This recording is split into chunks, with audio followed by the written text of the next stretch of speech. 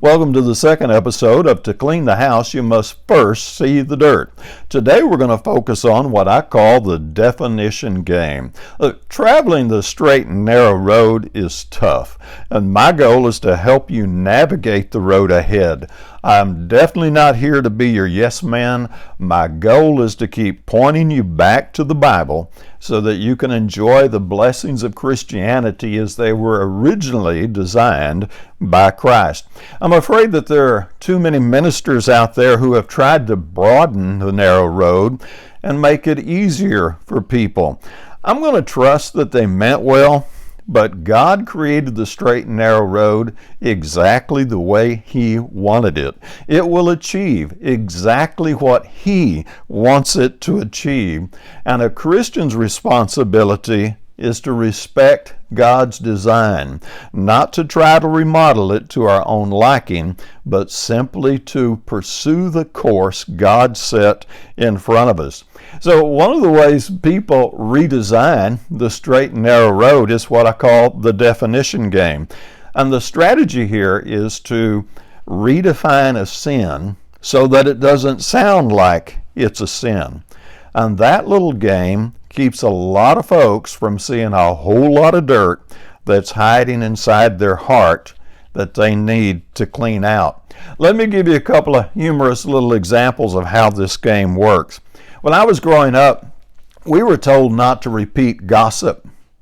So what we would say is, you better be careful and listen close the first time because I'm not allowed to repeat it. Now, that's the definition game. Another example was there was a preacher and he was getting on to one of his church members who was all the time getting speeding tickets. And he told this church member, he says, look, you need to be setting a good example in the community as a Christian. And the member protested and said, I do set a good example in the community. Every time I get a speeding ticket, I pay it very quickly.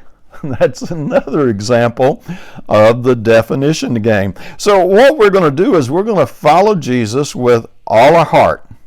And we don't get to make up the rules. We don't get to make up our own definitions.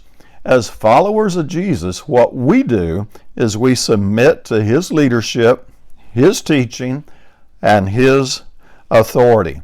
Now let me pause here and say that if you find value in this presentation, then share it wherever you do your social media, because the best way you can support this program and we can get the gospel out to people who need it is to simply share it. And I do believe that together we can make a difference. So now the goal of Christianity is to purge out the old leaven. It's to get rid of that old dirt. The goal is to keep pressing on the upward way. New heights we're gaining day by day. That's what we sing in our song anyway. So the goal is not to redefine what it means to be successful and then pretend that we have succeeded. That's just self-deception. That's pure self-delusion. The goal is to honestly, sincerely train under the leadership of Jesus. I like to think of it as being a spiritual athlete, and you're going to hear that idea a lot through these podcasts. I want you to have a burning passion to get out there on the field and play the game and be the best that you can be. Don't be that Christian that's satisfied to put on the uniform and just sit on the sidelines on the bench. We call that lukewarm. And in Revelation 3:15 and 16, we find out that lukewarm is not a good thing to be. Those are the ones that Christ said He will spew out. So as a spiritual athlete, I want you to look at your church leadership as your coaching staff. Invite them into your training. Discuss your training with them. They can show you things or help you see things that you may not have thought of. And if they do point out a change or suggest something that you might do different, don't take it as an insult. That's kind of a paradox in Christianity. We claim we want training, but anytime somebody points out something we're doing wrong, we get all upset like we're already perfect. No, we're not. So if somebody does show us something that we can do better, then that's a priceless insight. That really takes our spirituality to higher levels. And that's a far better approach than playing the definition game and pretending like you're succeeding when all you're doing is sitting still or going backwards. So let's look at some specific examples to carry this thing out and give it a little more gritty feel. Let's get some traction here. One of the things we're going to start with is gossip, because the temptation to gossip is so easy, and it is so easy to dismiss gossip by going, oh, that wasn't really gossip. In fact, most gossips would never even consider themselves to be gossips. Kind of funny, everybody around them knows they're gossips, but they can't see what everybody else can see. So it's real easy to find out what gossip is. I just Googled it. I sat down at my computer and did a little Google search. Cambridge Dictionary is what came up in my search. And it says to have conversations about other people's private lives. Okay, that's gossip. Don't do it. Don't redefine it. Don't change it. If it's none of your business, if it's not an immediate family issue that you have authority over, then don't do it. Just be quiet about it. So this isn't rocket science. Pretending that you're not gossiping when you're gossiping is just a lie to yourself. And you can lie to yourself all you want, but you cannot lie to God. And God will let you play this game. He'll let you lie to yourself all the way to the tombstone. But then on the other side of the tombstone, He's going to hold you accountable. So God sets the rules. God set the course we're supposed to travel. Now, we don't change the path. We don't get to rename it and call it something else. If God said don't go that direction, then we don't go that direction. Now, I get it. Looking in the mirror is tough. But we look in the mirror to empower us, to make us stronger so that we can climb higher. Remember, to clean house, you first have to see the dirt. You gotta see the dirt. Let's do another common one here, and this one kind of gets me tickled a little bit because Christians do this one all the time but claim they're really not. Paul said, do all things without grumbling or disputing. That's Philippians 2:14. Grumbling and complaining and whining and moaning and bellyaching are one of the biggest problems in families, in workplaces, social circles, and in church. And the irony of it is the very Christians that claim to follow the Bible can do some of the biggest whining and moaning and bellyaching and complaining of anybody. Now, how is it they can do that and still not see it in themselves? How can they think they're being consistent with the Bible when obviously they're not? And the answer is really, really simple. They're just playing the definition game. They're looking at all their complaining, all their fussing and whining, and they're going, yeah, but that's not what Paul meant. That Paul wasn't talking about that. Paul meant somebody else, not me. And that's the way they do it. And again, I sympathize with them because it's hard to look in the mirror and go, dude, you were wrong. You were dead wrong. Now, that's just you in private, just you in front of the mirror having a little personal reflection time. And that's tough to do. Most people would rather play the definition game because the straight and narrow road is hard. But that's what real Christians do. Real Christians don't want to change the rules.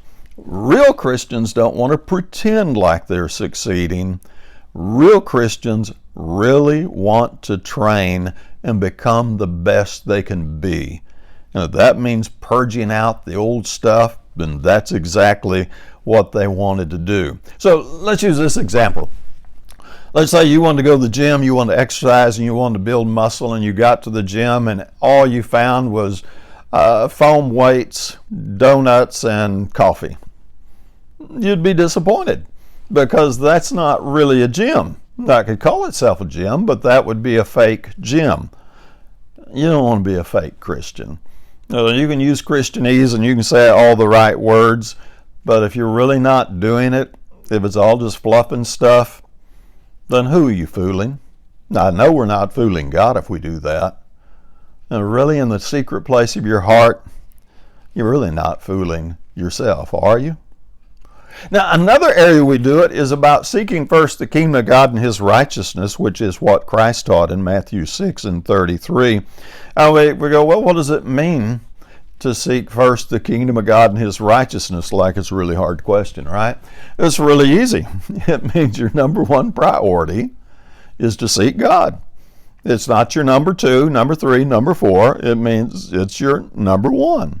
And God is not going to take second place to anyone or anything. He is the creator. He is the very reason we have life, from breath to breath, from heartbeat to heartbeat. And without Him sustaining our life, we would return to the dust. Now, I don't know about you, but I think that means He is absolutely deserving and worthy of the number one spot in our life. But some Christians hide a ton of dirt in their heart by playing the definition game here. And the way they do it is they go, well, I have a good intention to really try someday. And so they redefine seeking first as good intention, and they fool themselves. God did not say have a good intention to seek the kingdom of God. He said do it. You do seek the kingdom of God. Others play this game. They go, well, I go to church a couple of times a month. Like that's seeking first the kingdom of God. It is so easy to lie to ourselves. And part of the challenge is there are preachers out there that will let you believe that garbage. They will let you believe that you can be lukewarm, half-hearted, and be A-OK with God all along. There are preachers watering it down, and you need to get back to the Bible, solid book, chapter, and verse foundation to protect yourself from what the Bible would frequently call false prophets. And there are some preachers that will do or tell you anything you want to hear if the price is right, if you know what I mean. So I'm going to keep pointing you back to the Bible. It doesn't matter what I think. It doesn't matter what 100 other preachers think. There's only one judge, just one, that you have to satisfy. And if at the end of your life He says, well done, thou good and faithful servant, guess what? You're going to heaven. And if at the end of your life He says, you're not coming in, then there's not anything that I and every preacher on earth combined can do it. If He says, depart, I know you not, you're lost. Sorry. That's just the way it works. So when you look at that book, chapter, and verse Christianity, what it means to seek first the kingdom of God, it means to love God with all your heart, with all your soul, with all your mind, just like Jesus taught in Matthew 22, verse 37, 38, and add verse 39 there. So in years gone by, there were some old timers, and now I'm becoming one of those old timers, but that's really kind of cool. But they used to tell us the road to hell is paved with good intentions. Good intentions are not seeking first the kingdom of God and His righteousness. Good intentions are nothing but procrastination. Procrastination is just putting God on hold. It's telling God no. That's not going to work. To get to heaven, God must be the priority. So let me remind you, if you're enjoying the presentation, share it wherever you do your social media. Together we can make a difference. So I want to do one more example, then we'll bring this little podcast to a close. And that is, I want to focus on love. Because in 1 Corinthians 13, starts at verse 4, Paul gives us this wonderful definition of love. And of course, we all look at it and we'd love to have somebody in our life who loved us that way. In fact, if we had somebody in our life, or more than one person, that loved us the way Paul describes in 1 Corinthians 13, verse 4 through 7, we would think they were the most awesome person on the planet. Now, that is true.